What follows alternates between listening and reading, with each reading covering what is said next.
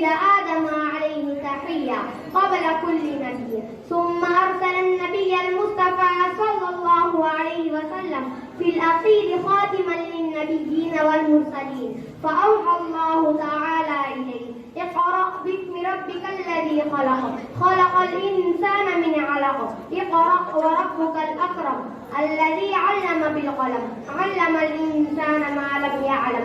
هذه الآية الكريمة تحتوي على لفظ القراءة. هذا أول لفظ للقرآن الذي نزل لهداية الإنسانية بأسرها وإرشاد الضالين الحادثين إلى الصراط السوي المختار. يمكن لله القدير أن يذكر لفظا آخر: لفظ الإيمان بالله، لفظ الصلاة، لفظ الزكاة، لفظ الاحتراز عن الكفر بالرحمن والاجتناب عن الكذب والزنا، ولكن ذكر الله تعالى